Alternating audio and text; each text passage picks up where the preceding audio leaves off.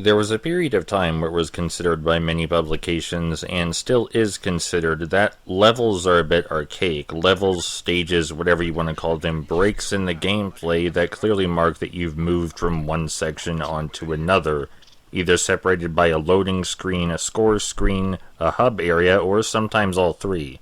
But many games had largely moved on from this as they became more cinematic and more invested in creating cohesive, large worlds that were all connected with minimal to no loading screens. And I don't think one method is better than another. It really depends on what kind of game you're deciding to make, but there are some unique issues that level-based games face and some unique benefits level-based games can reap. This is something I thought a lot about as I was playing two LEGO games very recently, which usually are inherently level-based and rigorously focused on a linear style of progression outside of the hub area. So I wanted to talk a little bit about video game levels and the kind of benefits and downsides of the various level styles you might find in any given game, indie or otherwise.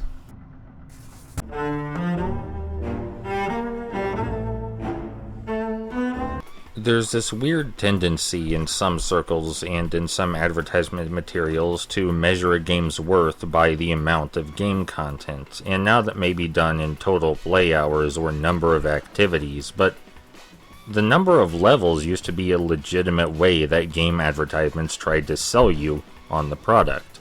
Number of levels were often advertised on the back of PlayStation 2 cases, and I can't count the number of times I read the words 20 levels, or includes over 20 levels, or over 19 levels, or what have you. But something I think the advertisements failed to recognize is that this also represents a significant investment, both time-wise and emotionally. When you measure a game's playtime in hours, you're usually speaking about the amount of time you spend in a cohesive world, like in a JRPG or some open-world game or a mission-based driving game, where it's the amount of time you spend exploring and discovering the nuances of a place. But when you're talking about the content in terms of levels, it's more like a list of places, a list of objectives, and it can be a list of chores, depending on how you feel about your commitment. You can think of a level number or a series of levels laid out to you as a series of tasks for you to complete. You don't know how long they're going to be, you don't know what's going to be inside them, but you're meant to trust that they will be enjoyable and that more of them is going to be better. And with some exceptions, linear level-based games do not usually give you the option to stop progressing along this trail of tasks to do something else. You may replay previous levels, but that's still just linearity. You're just moving backwards on the line instead of forwards. Even if it's only an illusion, in open-world games there's often the idea that we're taking the games on our own terms, but in more strict linear level-based games we have to take what the game wants to give us, and we have to take it in the order it wants to give it to us.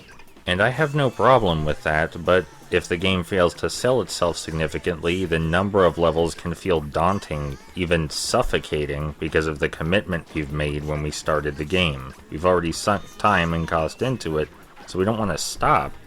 And I think level-based linear games are at their best when they consider there being a justification for the way they've laid out their content. Why is it level-based? What is the best way to do a level-based game? And how do you make it so that way your audience does not get tired? Because level games have a distinct, incredibly powerful ability to make people very, very tired.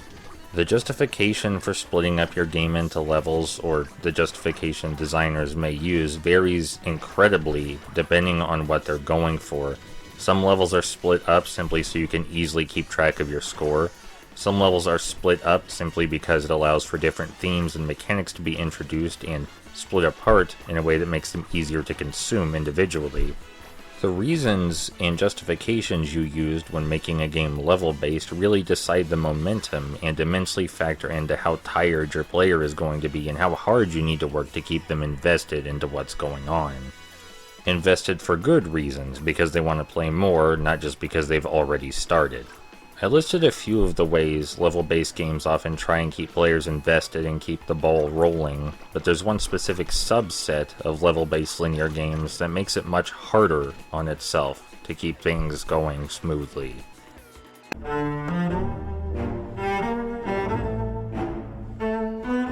Many linear level-based games will include a hub world in between levels, a small place to break where you can walk around in a very small map to choose previous levels or to go to the next level. This design component is used not just in games with some delusion of non-linearity or open nature, but also in games that are just strictly linear. Many of Nintendo's platforming titles make use of hub areas or world maps, so do the LEGO games, countless 3D platformers. The largest risk in doing things this way is that you're offering the player disconnection. You're actively taking them out of the ongoing struggles, ongoing story, and ongoing world in a way that score screens and loading screens cannot do by themselves. If the only thing separating successive levels is a loading screen or a scoring screen, the transition can feel nearly instantaneous, and even if it isn't instantaneous, there's still a sense of immediate progression, even if there was a wait. But with levels deliberately separated by hub areas, you're giving the player time to disconnect, and the levels then have to be considered on their own individual merits instead of just part of a greater whole. Each level becomes its own thing when you separate the levels via a hub world. There are downsides to this disconnection, one of the major downsides being that it requires more trust. If all that separates two successive levels is a loading screen or score screen, you're not going to quit, because there's nowhere to quit to. There's no world map to let you out of the experience to simply stop and go somewhere else. You're already invested and there's no easy way out. But if you can voluntarily stop at any time or in between levels with no penalty, then you have to really trust that the next level is going to be worth your time. Because the ball has stopped rolling, and you have to actively try to put it in motion again.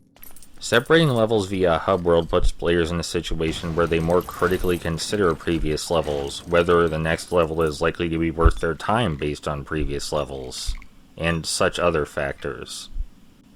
This can also be a positive thing, of course, because if your levels have distinctive layouts, distinctive features, and stand on their own merits, then players judging them by their own merits when they're separated via a hub world shouldn't be a problem. In fact, it may highlight the design of your game in a way that might not even be possible or likely if you hadn't used a hub world.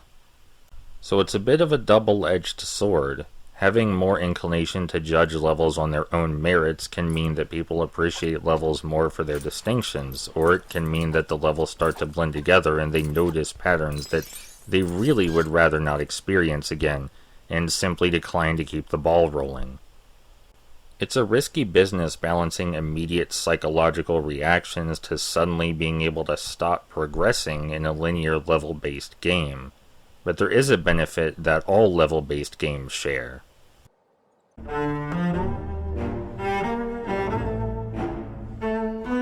Even level-based games that make no special effort to be distinctive or memorable already have an advantage in being more memorable simply because of how the human mind works. It naturally tries to categorize and segregate things into sections for easier consumption and recollection. This means that your game has a higher chance of having levels remembered for specific things, even if those things were not intended to be remembered so well. There may be things that were intended to be remembered, such as a particular boss fight, a particular set piece, a particular new mechanic introduced, or maybe the player just really hates a certain platforming section and will always associate that level with a feeling of disdain. But this is by no means a bad thing. Negatively attributing feelings to levels is better than negatively attributing feelings to an entire game. It's possible to negatively attribute feelings to a certain level and just consider that a bad part of the experience, rather than tainting the experience as a whole because of the way our mind segregates things and stores them for recollection, and associates emotions with them. The segregation that level-based games offer brings out the best in the best moments of levels, and even the worst moments of the worst levels do not poison the best moments of the best levels, simply because of how they are cut apart. This is not a benefit shared by many cinematic games which attempt to stray away from a level-based structure. Because those games all try to feel like one coherent experience, it's much easier to associate bad feelings with the entire experience rather than a single small slice of the experience.